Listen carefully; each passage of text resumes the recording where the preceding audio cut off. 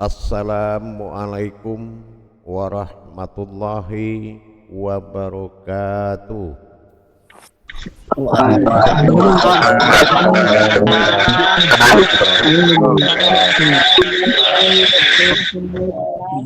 Wabarakatuh. Alhamdulillah.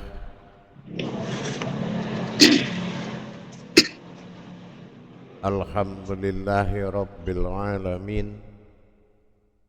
Assalatu wassalamu ala asrafil anbiya wal mursalin Sayyidina wa maulana Muhammadin Sallallahu alaihi wasallam. Muhammad. Ashhadu an la ilaha illallah wa ashhadu anna Muhammadar Rasulullah. Allahumma sholli ala sayyidina Muhammad Muhammadun musyabihil wal ikram ya wal jalila wal ikram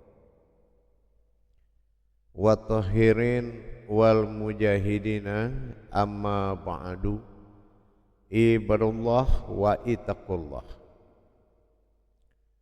Bersyukur kita kehadirat Allah dengan mengucapkan Alhamdulillahirabbil alamin atas limpahan karunia, rahmah dan hidayahnya sehingga kita dapat menjalankan amanahnya sunnahnya Rasulullah sallallahu alaihi wasallam malam hayat malam awal dijadikan segala kehendak keumatannya. Salam dan selawat tidak akan pernah dilupakan. Marilah sama-sama kita sampaikan kepada junjungan kita Nabi Allah Nabiul Akhirul Zaman Rasulullah Muhammad sallallahu alaihi wasallam. Atasnya kalimahnya kita kalamkan bersama-sama dengan membacakan Allahumma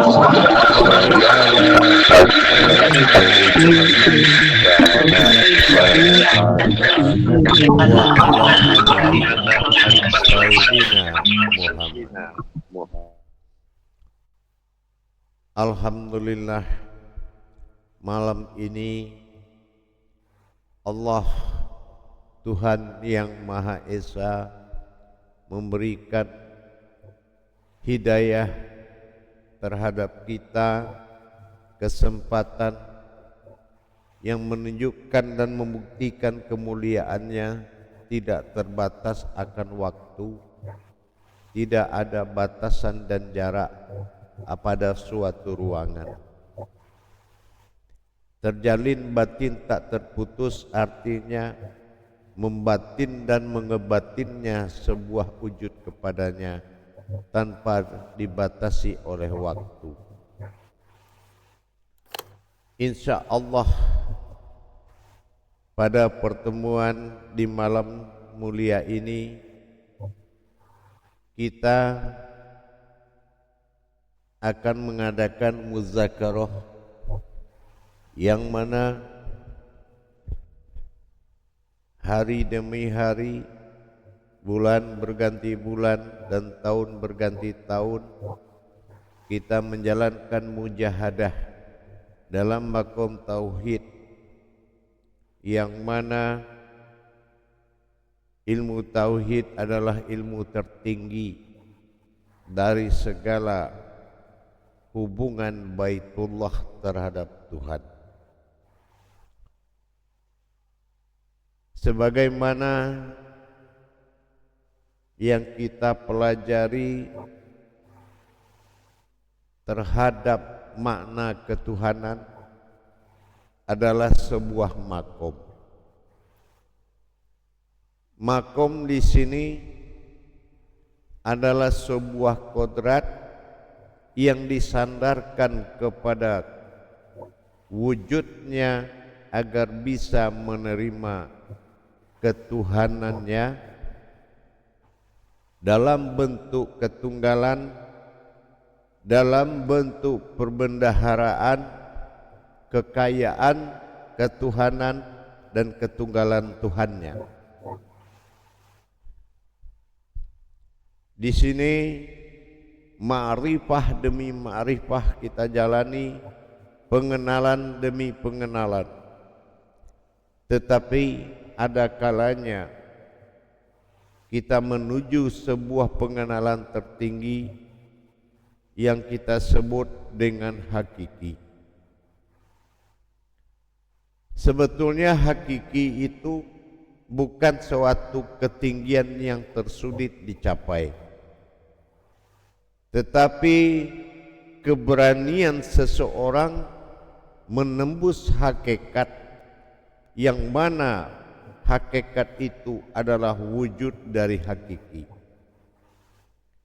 Apabila kita memiliki keraguan di dalam menetapkan ketuhanan hakikat pada diri, dan diri adalah wujud dari hakikatnya, dengan melepaskan keakuan, dengan melepaskan hak dan melepaskan aku pada keakuannya, sehingga ketunggalannya murni dan tidak akan pernah hakikat itu ada tanpa adanya sebuah hakiki. Tidak kesulitan untuk mencari apa itu hakiki, tetapi yang tersulit itu mendirikan hakikat.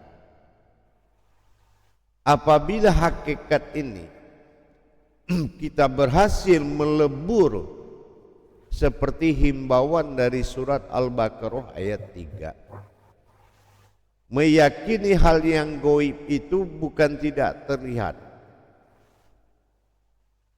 Maknanya ghaibi itu ghaibiyah, allazina yu'minuna wabil ghaibiyah. Ghaibi, bi itu adalah tajalli kasroh, diri itu sendiri. Tetapi kalau kita tidak merasakan ghaibiyah dalam keputusan hati, dalam sifat merasa, peleburan wujud, maka kita gagal mendapatkan nikmat besar, yaitu hakiki yang muncul menjadi hakikat. Ini akan terlepas atau tidak diberikan sebuah keberhasilan kepada seseorang mendapatkan nikmat besar. Nikmat besar itu adalah penghulu dari semua rezeki atau nikmat. Tapi kalau kita gagal memunculkan, meleburkan syariat itu pada hakikat, ini akan membawa kita menuju alam kesulitan. Di kesulitan ini telah disiapkan kodrat-kodrat yang siap membuat kita sulit. Apa kodratnya? Ditimbulkannya sifat syaitonir rajim, ditimbulkannya sifat minal jinnati wan nas, maka terhalanglah perjalanan sebuah kesucian Tuhan karena adanya suatu wujud kodrat ragu-ragu. Jadi hakiki itu tidak akan pernah hilang. Hakiki adalah nyata, tetapi untuk mendapatkan kodrat hakiki tersebut perlu keberanian dalam mengosongkan diri, perlu keberanian dalam mengheningkan kata-kata dan perlu keberanian menjadi jiwa yang terlihat. Ini dibutuhkan keberanian. Tingkatan-tingkatan ketinggian hakiki, dia akan merubah posisi hakikat. Dia akan merubah posisi hakikat. Maka kita harus melebur hakikat tersebut. Ini yang dikatakan jiwa bisa hilang, tapi hidup tidak bisa hilang. Hakikat bisa hilang, tapi hakiki tidak akan pernah hilang.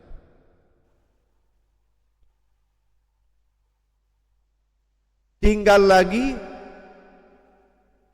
kalau perjalanan hakiki memaknai hakiki, tidak boleh mengenal hakikat. Hakiki adalah sebuah keputusan mutlak bahwasannya kalau ada hakiki itu mengeluarkan kalam, tidak ada yang ada melainkan yang ada. Nah, ini hakikinya kemana? Tapi kalau kita bawa lagi ke hakikat, berarti kita tidak mampu menyatakan sikap hakiki karena kelemahan daripada hati memberi keputusan. Ma'rifah adalah pengenalan hakiki. Tapi kalau ma'rifat itu pengenalan hakikat. Di sini jamaah dibentuk dalam makom YouTube Buya Pasaman Timur, dibekali untuk memenuhi persyaratan-persyaratan perjalanan ketuhanan pada diri seseorang. Bukan memperkenalkan seseorang itu dengan Tuhan. Bukan mengajarkan seseorang itu bertuhan. Tapi membawa seseorang itu lebur kembali menjadi perjalanan Tuhan.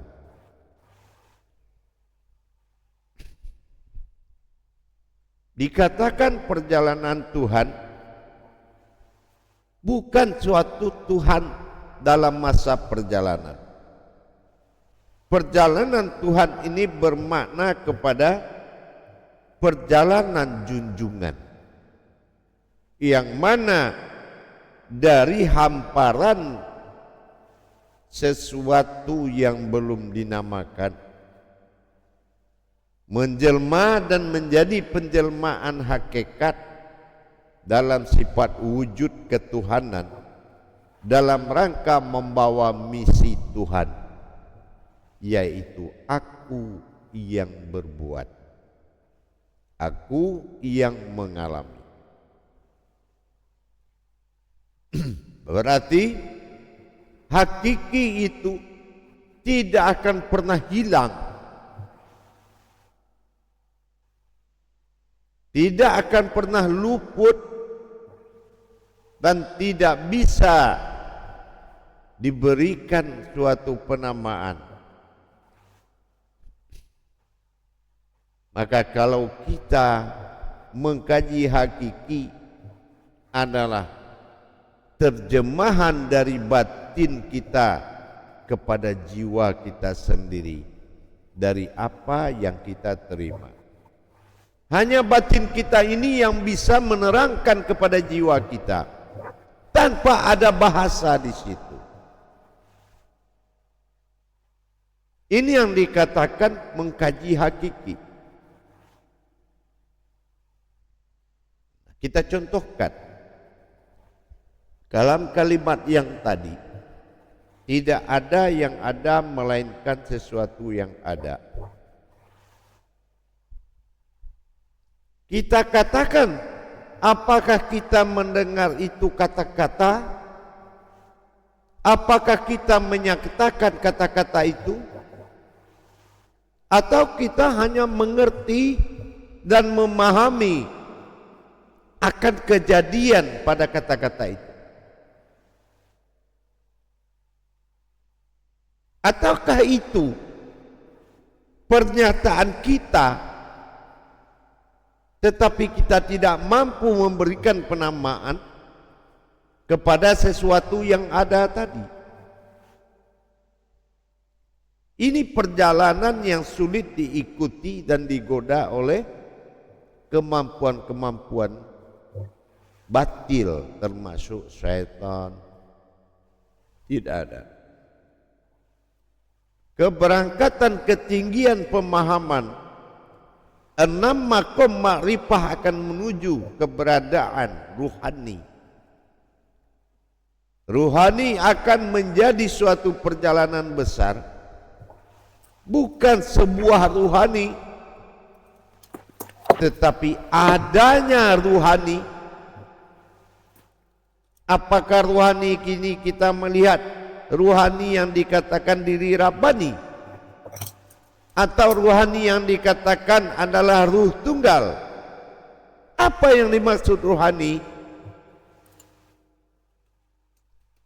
Inilah pencarian yang akan dijalankan pada 6 langkah makrifah dalam makom yang berbeda.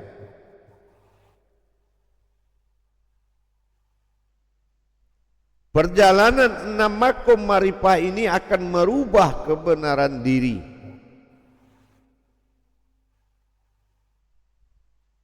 Wawasan ini tidak membutuhkan panca indera, tidak dibutuhkan makrifat, tidak dibutuhkan hakikat. Disinilah dibutuhkan gerak dari dimensi diri kita untuk menerima isyarah di saat kita melakukan perjalanan ma'rifah ini.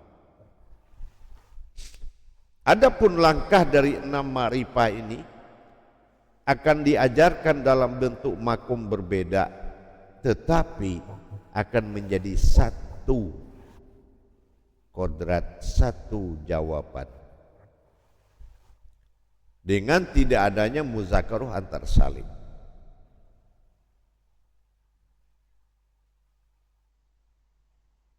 Kita diuji dalam bentuk perjalanan hakiki. Apa namanya perjalanan hakiki itu? Berani ada di saat tiada. Itu perjalanan hakiki. Menatap diri bukanlah diri. Tidak dikatakan sesuatu yang berdiri. Habis kata, habis pandang. Tapi yang ada hanya tinggal rasa dan kata yang menerjemahkan kepada jiwa, dan jiwalah yang akan menjadikan kajian itu menjadi raga bagi diri, dan diri inilah yang berubah menjadi rasa. Rasa itu berbentuk rahasia. Siapa yang berani memberikan penamaan terhadap rasa dan rahasia? Semua kaji terhadap hakiki Tuhan. Tuhan bukan akhir dari perjalanan ilmu, karena masih ada yang mengaku aku Tuhan. Dan aku juga bukan akhir dari pencarian, karena aku adalah sebuah pengakuan dari dia. Dia bukan sebuah akhir dari pencarian, tetapi munculnya keheningan diri untuk menatap Dia tanpa pandangan, tanpa rasa, tanpa rahasia. Tetapi disitulah kita tidak pantas lagi Dia berkata Tuhan, kalau masih bisa Tuhan itu dikaji. Sama seperti kita mengkaji sebuah hakiki daripada saksi sejati. Apakah benar dalam kata aku adalah saksi yang sejati? Nah, di sini kita melihat ketingkatan hakikinya. Apakah ada yang mengaku aku sebuah saksi sejati?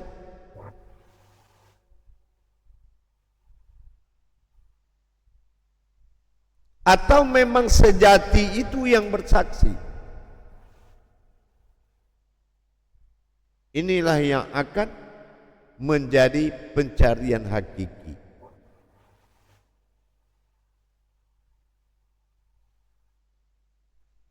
Kalau hakikat, dia tidak tergolong oleh ma'rifah, tapi menjadi ma'rifat. Itu yang dikatakan hakikat. Ma'rifat adalah peleburan, bukan kajian kekal. Ma'rifat ini peleburan. Contoh gerbang ma'rifat adalah kusuk. Kusuk ini adalah sebuah jalan menuju fana. Fana ini bukan sesuatu yang tidak mengerti lagi, tapi menjadilah aku sebuah rahasia. Fana.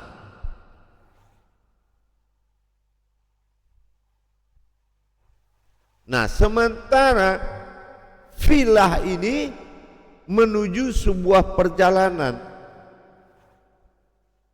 sehingga terjadilah kodrat ketuhanan bernama panafilah. Berarti fa'nya nah inilah yang fi'illah, dia memakai kodrat yang disebut Tuhan. Fi'illah, fi ayat rahasia, illah Tuhan. Ada Tuhan? Tidak. Tapi Tuhan akan ada bagi yang ingin mempertuhan. Inilah dinamakan hudur, kehadiran sesuatu dengan sifat hulul, keikhlasannya menjadi Tuhan. Ini hanya bisa ditemukan oleh batin seseorang. Laksana kita pernah mengkaji apa yang ada sebelum aku ada, bukan dia. Dalam ketuhanan yang ada sebelum aku ada adalah cinta. Karena aku merasakan getaran cinta, maka aku keluarkan cinta itu. Ternyata bukan aku dicintai, malah aku yang mencintai. Ini perbuatan ketuhanan. Tapi pada hakiki luput semua itu tanpa alasan, tanpa perjalanan, tapi keputusan tertinggi melebur semua dengan hakikat untuk mendapatkan sebuah hakiki yang mutlak. Ini perjalanan ke depan.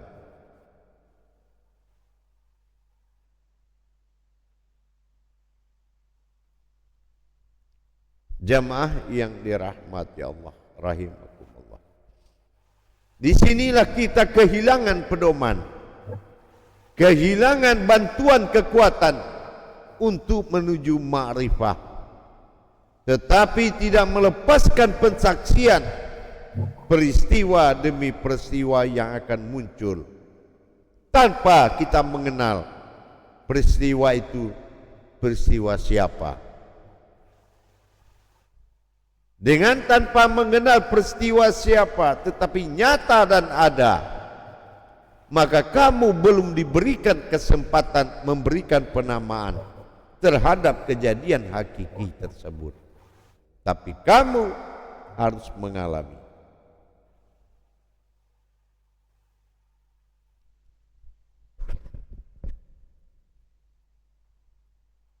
Jamaah yang dirahmati Allah,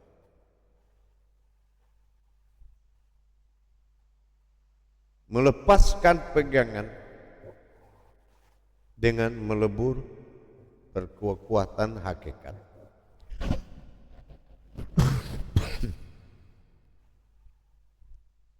Melepaskan prasangka dengan memberikan tuduhan. Itu Muhammad, itu Allah. Hakiki itu akan cepat muncul. Kenyataan paling nyata itu adalah hakiki. Kalau hakikat dia akan lebur, tapi hakiki nggak pernah lebur. Laksana sebuah diri. Diri bisa ada bisa tidak, tapi hakiki tetap ada.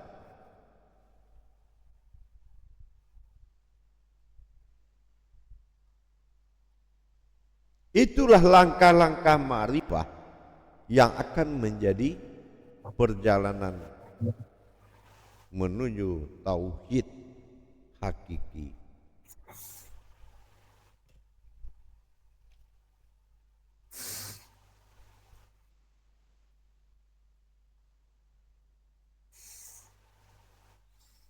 Jadi dengan kita berwawasan hakiki tersebut, bukan memikirkan sesuatu yang jauh dari diri, tetapi kekuatan yang batil pada dirimu yang menutup hakiki itu. Ada perbuatan-perbuatan halus yang membuatmu tidak sampai terhubung kepada hakiki, yang tidak pantas antara kodrat hakikat dengan kodrat hakiki dijembatani oleh batin-batin batil. Itu yang membuat terhalangnya. Nah, seperti kita pelajari, batin batil itu apa? Kita contohkan dalam pelajaran yang terdahulu. Besarnya rasa keumatan mengalahkan rasa ketuhanan pada kodrat Tuhan itu sendiri. Padahal dirimu tiada. Kalau dirimu tiada, berarti kamu mutlak menatap diri Tuhan. Kodrat iradat ilmu sama basar kalam hayat, itu mutlak Tuhan. Tapi dirimu akan datang kepada Tuhanmu, itu yang berpulang. Kalau dirimu belum datang kepada Tuhanmu, ini belum namanya berpulang. Sementara dirimu yang ditempatkan pada alam tak terhingga memantulkan pada diri Tuhan itu sendiri. Nah, ini dibutuhkan hakiki, dibutuhkan pandangan hakikat untuk menatap hakiki yang tersembunyi. Itu dibutuhkan pandangan hakikat. Ya Allah, mirip sekali dirimu dengan diriku ya Allah, sampai aku bisa merindukan diriku melalui dirimu. Itu lebih hakikat, lebih melebur. Ini yang dikatakan perbedaan alif tidak ada, cuma alif itu bisa dua, yang datang dan yang pergi.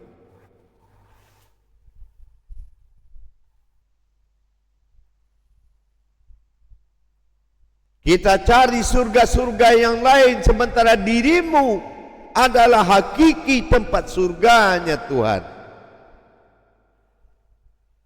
Makanya kembali ke diri. Disitulah surgamu, dirimu sendiri yang ditempati oleh ayan sabitah tadi. Dan ayan kerajia adalah diri Tuhan yang sempat kamu tatap.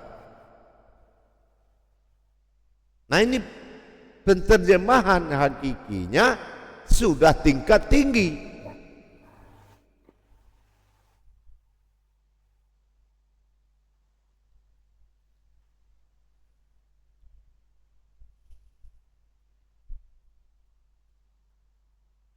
Nah, kita lihat pada makom alam sufi satulah contoh. Di situ ada rahasia awal pada akhir. Kenapa rahasia awal itu pada akhir? Berarti akhir itu adalah awal. Kalau memang itu awal, kenapa kita harus memikirkan dan bermakrifat kepada masa lalu? Bukankah kita dikatakan sebuah masa, wal asri, demi masa? Nah, itu hakikinya. Apa hakiki yang terbuat? Apakah memang masa lalu itu adalah sekarang? Berarti mendapatkan masa lalu ini adalah di masa akhir ini. Masa awal itu di masa akhir inilah. Kenapa dikatakan masa awal? Masa akhir? Karena awal itu adalah akhir, akhir itu adalah awal. Berarti semua harus diimani, kecuali awal itu adalah akhir. Ini nggak bisa diimani, harus diambil keputusan.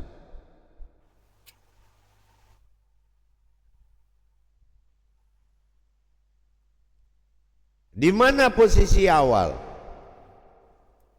Kok bisa menzahir di posisi akhir?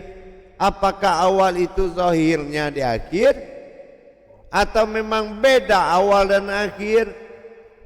Atau memang awal akhir itu sudah ada? Atau inilah awal akhir? Nah, ini perlu pengembangan di materi yang ada pada alam surau atau dikatakan dengan alam sufi satu. Nah, seperti apa yang dikatakan akhir? Berarti kalau awal, akhir,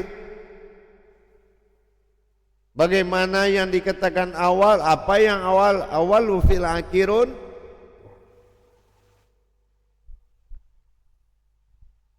Satu tarikan napasmu bisa mengatakan awal itu adalah akhir, kalau itu tahu. Karena masa bisa berubah. Wal asri, innal insan. Itulah asalnya sebuah insan, sebuah keumatan dan ketuhanan. Kalau bisa dijadikan mana awal mana akhir, apakah awal beda dengan akhir? Bagaimana jadi awal kok bisa jadi akhir? Nah, mengerti bagaimana pembahasan hakikinya? Ini kedepannya yang menjadi pokok acuan dari alam sufi satu. Dan ini akan menjadi materi yang tidak boleh dirubah dalam pertemuan-pertemuan kita ke depan. Nah, seperti alam sufi 2 diterangkan makomnya itu sebelum ada aku dan dia.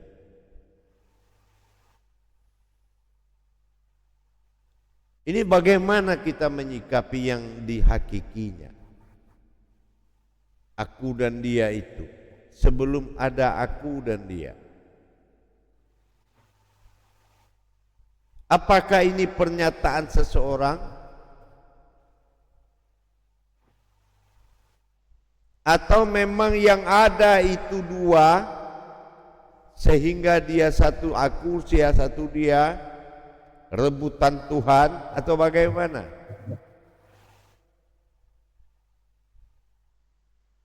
Ini akan menjadi acuan kejaran pecahan pentadaburan oleh alam surau 2 seperti yang telah dibagikan.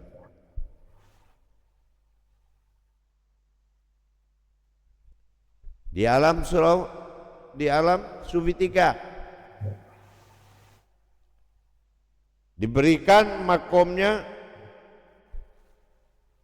aku tidak dikenal.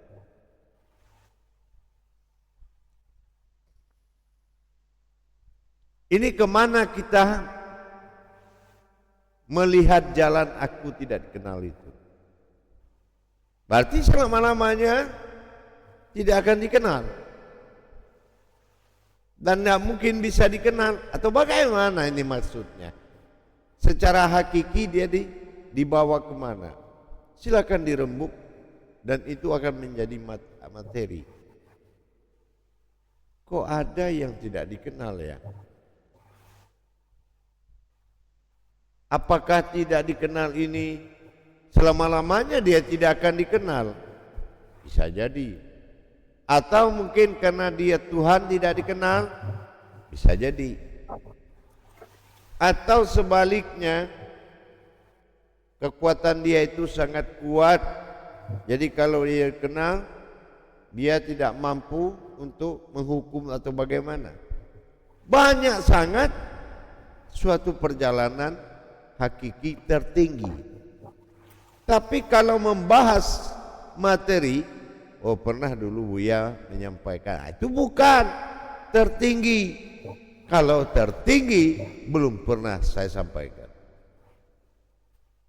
Tetapi dasar mendapatkan yang belum disampaikan melalui penterjemahan yang sudah disampaikan.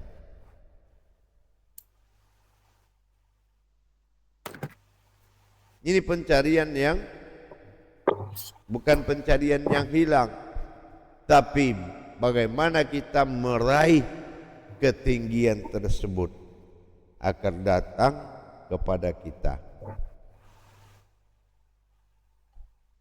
Di alam sufi 4 kita lihat ada yang mengatakan siapa aku ini. Apakah dia berpikir sendiri atau dia bertanya? Dasar kajinya diambil dari mana? Nah ini yang akan mencapai hakiki tertinggi.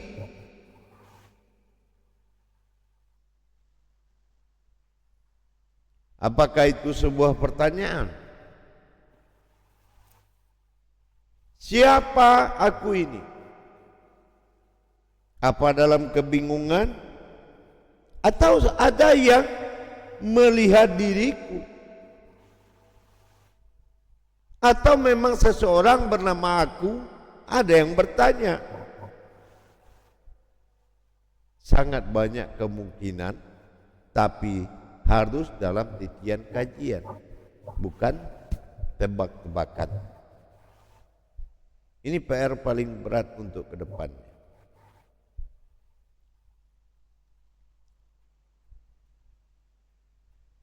Nah kita lihat di alam sufi 5. Aku bukan Tuhan, bukan umat. Ini kata siapa? Atau memang ada yang bernama aku tapi dia bukan Tuhan, bukan umat? Banyak solusinya. Tetapi dasarnya adalah perjalanan kajian. Ini yang akan menjadi perhatian dari alam sufi 1 sampai alam sufi 6. Nah, barulah kita melirik kepada Supinam. Aku adalah saksi sejati. Aku saksi sejati.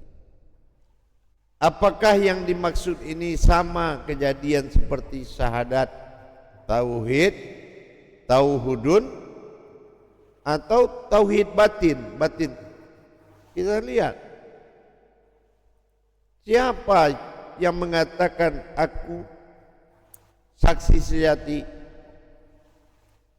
atau mungkin pengakuan dari sebuah saksi, atau saksi itu bernama sejati, atau bagaimana, atau yang disaksikannya yang sejati. Kembali kepada alam antah berantah tadi. Ini adalah mimpimu yang harus kamu kejar dengan mimpimu, jemaah. Karena tidak ada yang mampu memandu dirimu kecuali mimpimu sendiri. Bukan mimpi di kala tidur, tapi keberangkatan kemampuanmu di atas kemampuan dirimu, itu namanya mimpimu. Inilah yang akan menjadi jazim 1, 2, 3, yaitu mujakaroh.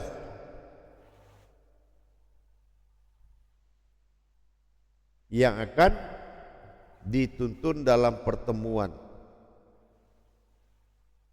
Dan ini yang akan disatukan dari 6 makom tadi menjadi satu keputusan dengan dihadirkan utusan-utusan makom. Minimal 3 orang. Khalifahnya imam imam khatibnya dan juru tabligh. Jabatannya, tetapi siapapun manusianya, imam-imam pada grup tersebut, ustazah-ustazah pada grup tersebut, dia harus mengirim 3 orang minimal. Mau dia imam, mau dia khalifah, mau dia ustazah, tapi posisinya 3. Nah, ini yang dinamakan hakiki tertinggi. Jadi jangan dibahas secara hakikat. Hakikat itu alat untuk melebur mendapatkan hakiki. Dilebur kepribadian itu menuju sebuah wujud Tuhan, itu namanya hakikat. Tapi hakiki, ada tidak ada hakikat, hakiki itu sudah ada. Tapi mencapai hakiki harus mendirikan hakikat.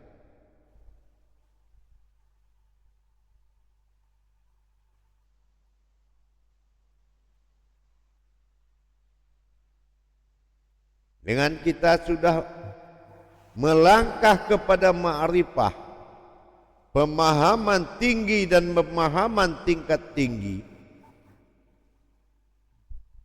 memahami wujud hakiki itu, bukan mencairkan lebih banyak, tapi menghimpun kepada yang satu semakin sedikit. Dan yang melenyapkan hal yang sedikit itu dengan menyatakan ada dan tiada. Disinilah putusnya ilmu, akhir dari sebuah ilmu. Seperti yang saya sampaikan, ilmu adalah kendaraan yang mengantarkan kamu pulang. Tapi begitu sampai depan rumah, kamu harus turun dari kendaraan tadi. Enggak mungkin kendaraan dibawa ke dalam rumah. Berarti habis ilmu. Lenyap ilmu, timbullah aku. Dari situlah aku menuju rumah, menuju dia. Apakah setelah dia bertemu dengan aku, tiada dia, tiada aku, siapa? Itu yang dikatakan perjalanan tauhid.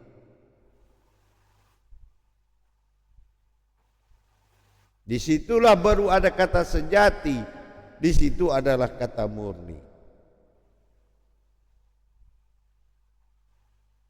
Tetapi kalau kita tidak turun dari kendaraan yang bernama ilmu tadi, maka kita akan jalan terus sampai tidak tahu tujuan kemana.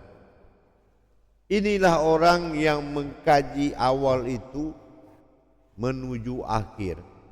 Padahal awal itu adalah akhir. Kenapa harus jalan lagi?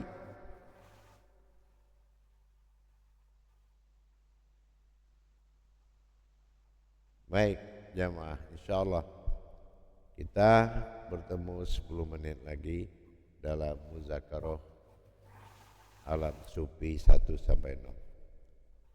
Assalamualaikum warahmatullahi wabarakatuh.